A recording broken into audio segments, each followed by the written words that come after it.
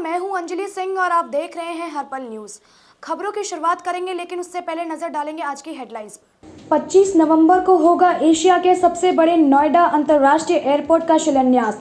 प्रधानमंत्री नरेंद्र मोदी और मुख्यमंत्री योगी आदित्यनाथ परियोजनाओं की रखेंगे आधारशिला। 8 नवंबर को रामपुर का दौरा करेंगे सीएम योगी आदित्यनाथ। कई परियोजनाओं का करेंगे शिलान्यास। विभिन्न योजनाओं के लाभार्थियों को प्रमाण पत्र भी करेंगे वितरित। देश की राजधानी दिल्ली में फिर से वायु प्रदूषण को लेकर स्थिति हुई गंभीर। 2 दिन तक नहीं मिलने वाली है राहत। लोक आस्था के महापर्व छठ की हुई शुरुआत। 4 दिनों के इस पर्व को लेकर राजधानी के कई इलाके हुए गुलजार। एसआईटी ने भेजा मुंबई क्रूज जहाज छापेमारी मामले में गवाह प्रभाकर सेल को समन। सोमवार को एजेंसी के सामने पेश होने के लिए कहा। एशिया के सबसे बड़े नोएडा अंतर्राष्ट्रीय एयरपोर्ट का शिलान्यास 25 नवंबर को होगा। प्रधानमंत्री नरेंद्र मोदी और मुख्यमंत्री योगी आदित्यनाथ जेवर में 29,500 करोड़ रुपए की परियोजनाओं की आधारशिला रखेंगे। इस पर प्रधानमंत्री कार्यालय ने सहमति जता दी है। जल्द ही कार्यक्रम का अधिकृत पत्र जारी कर दिया जाएगा। जिला प्रशासन और प्राधिकरण कार्यक्रम के भव्य आयोजन की तैयारी कर रहे हैं। प्रधानमंत्री और मुख्यमंत्री की बड़ी योजनाओं में सुमर पब्लिक प्राइवेट पार्टनरशिप मॉडल में बनने वाले एयरपोर्ट का निर्माण सिविस कंपनी जैरख्या इंटरनेशनल एयरपोर्ट एजी कर रही है। एयरपोर्ट के पहले चरण में 1334 हेक्टेयर में कार्य होगा। पहले चरण की शुरुआत एक रनवे के साथ होगी। निर्माण कंपनी को भूमि सौंप दी गई है। वहीं कंपनी ने एयरपोर्ट की भूमि पर समतलीकरण और चहारदीवारी का काम शुरू कर दिया है। पहले चरण के लिए जिला प्रशासन ने 6 गांवों की जमीन अधिग्रहित की है। जमीन अधिग्रहण नए कानून के तहत किया गया है। एयरपोर्ट परियोजना के विपरीत परिवारों को जेवर बंगाल में बसाया गया है। परियोजना के पहले चरण में 3003 परिवार प्रभावित हुए हैं। इन सभी परिवारों को जेवर बंगाल में भूखंड दिया गया है। किसानों ने यहां का निर्माण कार्य भी शुरू कर दिया है। जेवर बंगर में शहर एजेंसी सारी सुविधाएं दी गई हैं। शासन के निर्देश पर यमुना प्राधिकरण ने इस टाउनशिप को विकसित किया है। बता दें 2022 की शुरुआत में ही विधानसभा चुनाव होने से सभी पार्टियां केंद्र और प्रदेश की भाजपा सरकार को घेरने में लगी है। पार्टियां महंगाई और किसानों के मुआवजे आदि मामले उठा रही है। वहीं भाजपा नोएडा एयरपोर्ट के जरिए विधानसभा चुनावों से पहले बढ़त बढ़ाने की तैयारी में है। भाजपा व्यापार के साथ बड़ी संख्या में लोगों को रोजगार दिलाने का सपना पूरा करने की बात कर रही है। मुख्यमंत्री योगी आदित्यनाथ 8 नवंबर को रामपुर जाएंगे। वह यहां आने के बाद करोड़ों रुपए की परियोजनाओं का लोकार्पण और शिलान्यास करेंगे। इसके साथ ही विभिन्न योजनाओं के लाभार्थियों को प्रमाण पत्र भी वितरित करेंगे। इसको लेकर जिला प्रशासन की ओर से तैयारियां तेज कर दी गई हैं। साथ ही कार्यक्रम की जांच मंडल आदि भी बनना शुरू हो गया है। इन दिनों मुख्यमंत्री योगी आदित्यनाथ जनपदों का भ्रमण करने में लगे हैं। बता दें कि आगामी कुछ महीनों में उत्तर प्रदेश में विधानसभा चुनाव होने हैं। लिहाजा इससे पहले ही प्रधानमंत्री हर जिले में जाकर सरकार की योजनाओं गिनाने के साथ ही विभिन्न परियोजनाओं का लोकार्पण और शिलान्यास भी कर रहे हैं। इस बावत जिला प्रशासन की ओर से तैयारियां शुरू कर दी गई हैं। महात्मा गांधी स्टेडियम में पंडाल के साथ ही मंच भी तैयार किया जा रहा है। रामपुर आने के बाद मुख्यमंत्री CADDS की मुरादाबाद इकाई 18 अस्थायी निर्माण खंड जल निगम Rampur UP projects and corporation Moradabad उद्यान विभाग आवास विकास परिषद उत्तर प्रदेश राज्य भंडार निगम अल्पसंख्यक कल्याण विभाग उच्च शिक्षा विद्युत बेसिक शिक्षा समेत तमाम विभागों की करोड़ों रुपए की परियोजनाओं का शिलान्यास और लोकार्पण करेंगे। इस बारे में जानकारी देते हुए मुख्य विकास अधिकारी गजल भारद्वाज ने बताया कि अभी शिलान्यास और लोकार्पण के लिए योजनाएं चिन्हित की जा रही हैं। विभिन्न योजनाओं के लाभार्थियों की लिस्ट भी बनाई जा रही है। योजनाओं के लाभार्थियों की सूची और परियोजनाओं की सूची शनिवार देर रात तक तय होने की उम्मीद है। उन्होंने बताया कि कार्यक्रम में सभी विभागों के स्टॉल लगाए जाएंगे, जिसमें संबंधित विभागों की कल्याणकारी योजनाओं की पूरी जानकारी होगी। राष्ट्रीय राजधानी क्षेत्र और दिल्ली में दिवाली के तीसरे दिन रविवार को प्रदूषण लेकर स्थिति गंभीर बन रही है। दिल्ली में रविवार को वायु गुणवत्ता सूचकांक 428 रहा। वहीं गाजियाबाद देश का दूसरा प्रदूषित शहर बना। एक दिन पहले यह देश के प्रदूषित शहरों में पहले नंबर पर था। रविवार को हरियाणा की जिद्द को खतरनाक हवा के साथ देश का सबसे प्रदूषित शहर दर्ज किया गया। सफर इंडिया के मुताबिक अभी 2 दिन राहत के आसार नहीं हैं। बता दें कि दिल्ली में शनिवार से 24 घंटे में औसत वायु गुणवत्ता सूचकांक में 9 अंकों की कमी के साथ AQI गंभीर श्रेणी में बना हुआ है। दूसरी तरफ NCR के फरीदाबाद और ग्रेटर नोएडा में प्रदूषण की स्थिति में मामूली सुधार के बाद यह बेहद खराब श्रेणी में पहुंच गया है। हवा की गुणवत्ता गंभीर से लेकर बहुत ही खराब श्रेणी में बनी रही है। सफर के मुताबिक रविवार को पड़ोसी राज्य में पराली जलाने 4179 घटनाएं दर्ज की गई हैं। दिल्ली के प्रदूषण में इसका हिस्सा 48% रहा है। इस सीजन में पराली के प्रदूषण का यह सबसे अधिक हिस्सा है। सफर का कहना है कि उत्तर पश्चिम दिशा की ओर से चलने वाली तेज हवाओं के कारण पराली का धुआं तेजी से दिल्ली की हवा में घुलकर इसे जहरीली बना रहा है। शनिवार से 24 घंटे में हवा में PM10 का स्तर 423 और PM2.5 का स्तर 282 माइक्रोग्राम प्रति घन मीटर रहा। PM10 का स्तर बहुत ही खराब और PM2.5 का स्तर गंभीर श्रेणी में बना हुआ है। केंद्रीय प्रदूषण नियंत्रण बोर्ड के मुताबिक शनिवार को दिल्ली का AQI 437 था। NCR के 2 शहरों में हवा को लेकर स्थिति में हल्का सुधार हुआ है। फरीदाबाद का AQI 372 और ग्रेटर नोएडा का 365 रहा। लोक आस्था महापर्व की शुरुआत सोमवार से होगी। वे नहाए खाए 4 दिनों के इस पर्व को शुरू करेंगे। मंगलवार को व्रत के दूसरे दिन सियासी रोटी का प्रसाद ग्रहण कर निर्जला उपवास शुरू करेंगे और अगले अस्तांचल होते भगवान भास्कर को अर्घ्य देंगे। सोमवार को व्रत नहाए खाए के दौरान चावल, चने की दाल और लौकी की सब्जी खाकर व्रत को शुरू करने के साथ दूसरे दिन खरना की तैयारी भी शुरू करेंगे।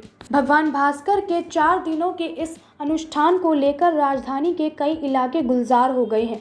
स्वच्छता के माहौल में पूर्वांचल बहुल्य क्षेत्र पूरी तरह से छठमय के हो गए हैं। कॉलोनी ही नहीं, अपार्टमेंट्स, फ्लैट्स में रहने वाले पूर्वांचलीय के घरों में छठी मैया के गीतों से भक्ति का बयार बहने लगी है। वैसे पर्व की शुरुआत भले ही आज हो रही हो, लेकिन दिल्ली में इस मामले पर कई दिन पहले सियास चल रही है।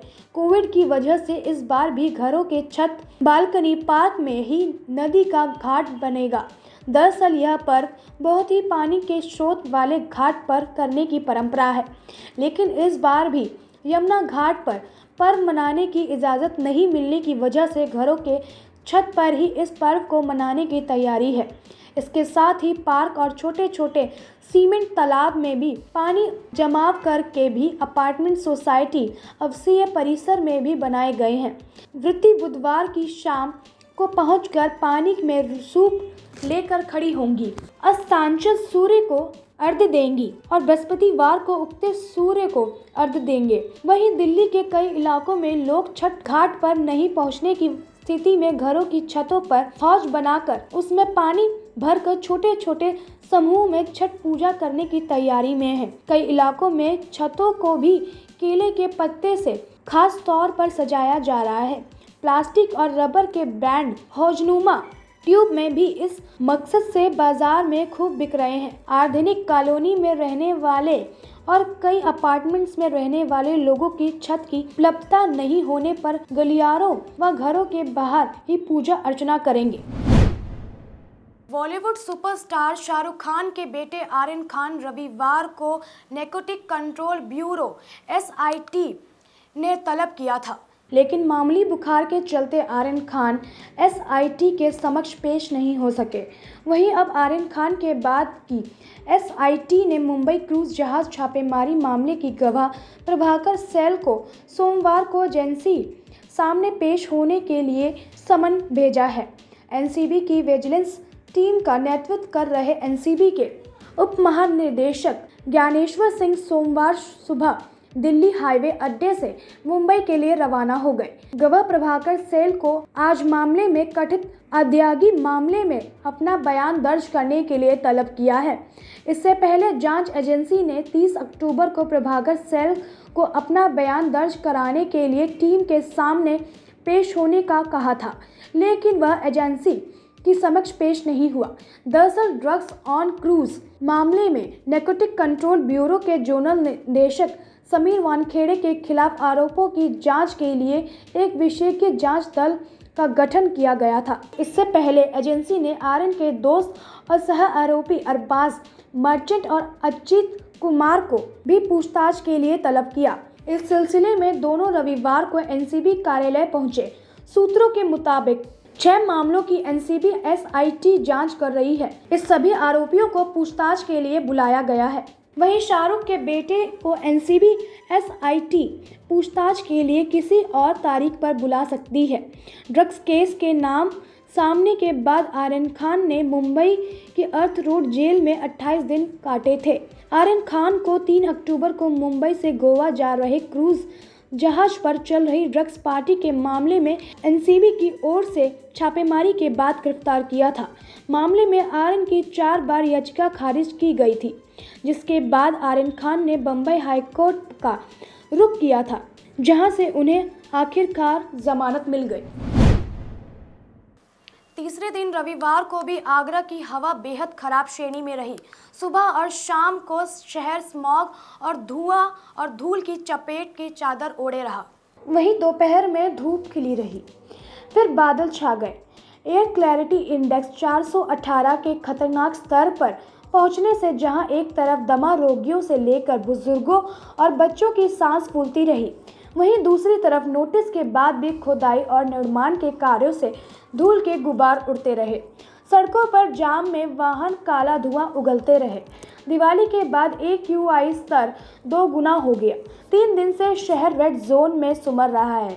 ये हाल तब है जब उत्तर प्रदेश प्रदूषण नियंत्रण बोर्ड ने NHAI, स्मार्ट सिटी, NDA, जल निगम और मेट्रो को नोटिस जारी कर रखे हैं। जाम नियंत्रण के लिए अतिरिक्त फोर्स लगाने के आदेश हैं।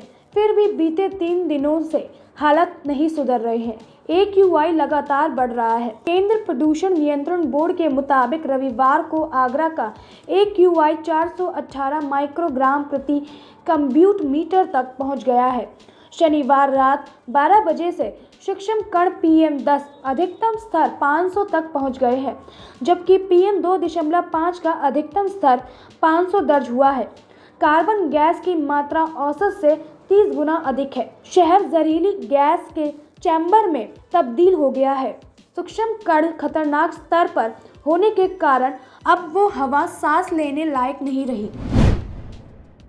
यमुना में अमोनिया की मात्रा बढ़ जाने के कारण दिल्ली के अनेक वाटर ट्रीटमेंट प्लांट्स अपनी क्षमता के अनुरूप काम नहीं कर पा रहे थे। इसके कारण दिल्ली के अनेक इलाकों में पानी की सप्लाई प्रभावित हो रही है। लेकिन खबर है कि अब राजधानी के सभी वाटर ट्रीटमेंट प्लांट्स अपनी पूरी क्षमता के साथ काम करना शुरू करेंगे। सोमवार सुबह से राजधानी के सभी इलाकों में पानी की सप्लाई सामान्य हो जाने की उम्मीद है, लेकिन दिल्ली जल बोर्ड के उपाध्यक्ष राघव चड्ढा ने रविवार को कहा कि दीपावली के दौरान यमुना में प्रदूषण की मात्रा बहुत ज़्यादा बढ़ गई थी। इसी कारण अमोनिया की मात्रा स्वीकृत लेवल से बहुत भारी स्तर पर बढ़ गया था। यही कारण है कि दिल्ली के अनेक वाटर ट्रीटमेंट प्लांट इस दौरान सही से काम नहीं कर पा रहे थे। लेकिन इस मुद्दे पर सटीक कदम उठाने के बाद अब राजधानी के भगीरथ, ओखला और सोनिया विहार सहित सभी वाटर ट्रीटमेंट प्लांट्स अपनी 100% क्षमता के अनुसार काम करना शुरू कर चुके हैं। अनुमान है कि सोमवार सुबह तक दिल्ली के सभी इलाकों में पानी की सप्लाई सामान्य हो जाएगी। राघव चड्ढा ने हरियाणा पर आरोप लगाया कि दीपावली के दौरान उसकी तरफ से यमुना में भारी मात्रा में प्रदूषण जल यमुना बहाए गए हैं। इसी कारण यमुना में प्रदूषण का स्तर बहुत ज़्यादा बढ़ गया है। इससे वाटर ट्रीटमेंट प्लांट्स की काम करने की क्षमता प्रभावित हुई है। इस दौरान केवल आधी क्षमता से ही जल उत्पादन हो पा रहा है। इस दौरान दिल्ली सरकार ने राजधानी के सभी इलाकों में पानी के टैंकर भेजकर स्थिति सामान्य करने का प्रयास किया। उन्होंने कहा कि सरकार लोगों को किसी तरह की तकलीफ नहीं होने देगी। अब पानी की सप्लाई सामान्य होने की उम्मीद है। राजधानी में आतंकी हमले की आशंकाओं के बीच पुलिस ने अवैध रूप से अवधि समाप्त होने के बावजूद रुके विदेशियों का डाटा खंगालना शुरू कर दिया है। वहीं बताया जा रहा है कि दिल्ली में कई हजार विदेशी अवैध रूप से रह रहे हैं। काफ़ी विदेशी ऐसे हैं जिनके रुकने की अवधि समाप्त हो चुकी है, लेकिन वे यहीं रुके हैं। पाकिस्तान नागरिक मोग अशरफ के पकड़े जाने के बाद दिल्ली पुलिस ने यह कदम उठाया है। एक पुलिस अधिकारी का कहना है कि विदेश नागरिकों को ढूंढने का काम युद्ध स्तर पर चल रहा है। दिल्ली पुलिस के एक वरिष्ठ अधिकारी ने बताया कि गृह मंत्रालय के आदेश के बाद विदेशी क्षेत्र पंजीकरण कार्यालय ने दिल्ली में अवैध रूप से और समय के बाद रुके विदेशी नागरिकों की सूची पुलिस को भेजी है।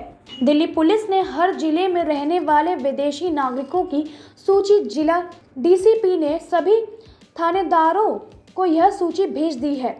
थाना पुलिस अपने इलाकों में रहने वाले विदेशी नागरिकों की तलाश कर रही है, फिर और वहीं वेरिफिकेशन भी कर रही है। दिल्ली पुलिस मुख्यालय में बैठे एक अधिकारी ने बताया कि दक्षिण पूर्व जिले में कुल 65 विदेशी समय के बाद रुके हैं। इनमें से सबसे ज़्यादा 51 नागरिक अफगानिस्तान, 5 बांग्लादेश और 4 युगांडा के हैं। अफगानिस्तान के सबसे ज़्यादा 23 नागरिक हजरत निजामुद्दीन और 22 लाजपत नगर में रह रहे हैं। बड़माड़ा से लेह तक 476 किलोमीटर लंबी रेल लाइंस के लिए 62,000 करोड़ की लागत पुलों और टनलों का निर्माण हुआ है। इसमें टनलों पर 65,000 करोड़, पुलों पर करीब 6,000 करोड़ खर्च होंगे। उत्तर रेलवे ने बड़माड़ा मनाली लेह रेल लाइंस की ड्राफ्ट डीपीआर तैयार कर दी है। 31 दिसंबर से पहले रेलवे बोर्ड फाइनल डीपीआर सौंप दी जाएगी। इस स्मारक रेल लाइन के लिए करीब 150 किलोमीटर लंबा औपचार रोड बनेगा। स्मारक और व्यापारिक दृष्टि से रक्षा मंत्रालय का अति महत्वपूर्ण बड़माड़ा मनाली लेह रेल लाइन का सपना साकार होने के नज़दीक पहुंच गया है। उत्तर रेलवे ने इस परियोजनाओं की ड्राफ्ट डीपीआर तैयार कर ली है। जून 2021 में पीएमओ ने इस परियोजनाओं का रिव्यू किया था। उत्तर रेलवे को इसकी डीपीआर जल्द तैयार करने के आदेश दिए हैं। डीपीआर तैयार करने के लिए उत्तर रेलवे ने सैटेलाइट और लीडार सर्व कराए हैं। वहीं तुर्की के जियोलॉजिस्ट ने इस बात की जांच की कि जिन पहाड़ों से इस रेल लाइन के लिए टनल और पुल बनाने हैं वह पक्के या नहीं। हाल ही में 28 से 31 अक्टूबर तक इस रेल लाइन को अंतिम रूप देने के लिए रेलवे बोर्ड के सदस्य इंफ्रास्ट्रक्चर संजीव मित्तल ने भी रेलवे अधिकारियों की टीम के साथ लेह का दौरा किया। उन्होंने सेना और राज्य सरकार के अधिकारियों से इस संदर्भ में बैठक भी की। उत्तर रेलवे वे युक्त परियोजनाओं की ड्राफ्ट डीपीआर तैयार कर ली है। दिसंबर 2021 में इसे उत्तर रेलवे के जीएम को मंजूरी के लिए भेजा गया है। बिहार के स्वास्थ्य मंत्री मंगल पांडे ने रविवार को कहा कि आज हमने एक बड़ी उपलब्धि हासिल की है। पांडे ने कहा कि बिहार ने आज 7 करोड़ से अधिक टीकाकरण पूरा कर लिया है। स्वास्थ्य मंत्री ने कहा कि दिसंबर के बाद 8 करोड़ से अधिक टीकाकरण लक्ष्य हासिल करने की उम्मीद है। उन्होंने कहा कि छठ के पर्व बेहतर तैयारी हो, इसलिए हम आज एक बड़ा अभियान चला रहे हैं। बता दें कि भारत 108 करोड़ टीकाकरण के रिकॉर्ड को पार कर चुका है। बिहार में छठ महापर्व को लेकर कोरोना टीकाकरण का अभियान और तेज हो गया है। दूसरे प्रदेशों से आने वाली यात्रियों की कोरोना जांच और टीकाकरण को लेकर स्वास्थ्य विभाग ने हाई अलर्ट लागू कर दिया है। सभी जिलों के सिविल सर्जन और सरकारी अस्पतालों के प्रभारी चिकित्सा प्राधिकरण को अलर्ट रहने का निर्देश दिया गया है। राज्य में अगले 3 दिनों तक दूसरे प्रदेशों से आने वाले यात्रियों की कोरोना जांच और टीकाकरण को लेकर स्वास्थ्य विभाग ने हाई अलर्ट लागू कर दिया है। सभी जिलों को कोरोना टीकाकरण अभियान के टीकाकर्मियों को सामुदायिक भवन या अन्य भवनों में संचालित टीकाकरण केंद्रों के अतिरिक्त वहां के आसपास के गांवों में जाकर कोरोना टीका से वंचित लोगों को टीका देने का निर्देश दिया गया है। बता दें कि 10 और 11 नवंबर को छठ महापर्व है। छठ को लेकर राज्यों में लोगों की आवाजाही बढ़ेगी। इसी को ध्यान में रखते हुए स्वास्थ्य विभाग ने सघन कोरोना जांच और कोरोना टीकाकरण के अभियान को तेज कर दिया है। जम्मू कश्मीर के मशहूर दल और नागिन झील के हाउस बोट शिकार मालिक पिछले कुछ वर्षों से सबसे ज्यादा आर्थिक संकट के शिकार हुए। कोरोना महामारी, आतंकवाद, अनुच्छेद 370 और हाल ही में गैर प्रतियां लोगों की हत्याओं से पर्यटन व्यवसाय को बुरी तरह से प्रभावित किया है। अब सर्दियों का मौसम शुरू होने के साथ पर्यटक भी आने लग गए हैं। इससे हाउस बोट और शिकार मालिकों की उम्मीद है कि उनके नुकसान की कुछ भरपाई हो सकेगी। शिकार और बोट मालिकों की एक समस्या यह भी है कि बाढ़ और आग की दुर्घटनाओं के कारण कई हाउस बोट क्षतिग्रस्त हो गए हैं। कुछ हाउस बोट डूब गए हैं। वर्तमान में दोनों प्रसिद्ध झीलों दल और नागिन झील में 928 हाउस बोट उपलब्ध है। एक शिकार के मालिक मोहम्मद रफीक बताते हैं कि कोरोना की वजह से हालात और ख़राब हो गए थे, लेकिन अब पर्यटक आ रहे हैं और हम हाउस बोट की मरम्मत भी करवा रहे हैं। सरकार ने कुछ मदद की है। एक अन्य हाउस बोट के मालिक तारिक अहमद ने कहा कि यहाँ 1200 नावों का पंजीकरण किया गया था, लेकिन 1979 में धीरे धीरे हालत बिगड़ने लगे। हम अभी भी पीड़ित हैं। स्वच्छता के मुद्दे पर मुंबई के एक पर्यटक डॉक्टर भाग्यश्री ने कहा, बोट पर स्वच्छता महत्वपूर्ण है। महामारी के बाद यह और भी महत्वपूर्ण हो गया है। आसपास के क्षेत्रों का सीवेज झील में बह दिया जाता है, जो एक और समस्या पैदा करता है। देश दुनिया की बाकी खबरों के लिए बने रहिए हर्पल न्यूज़ के साथ।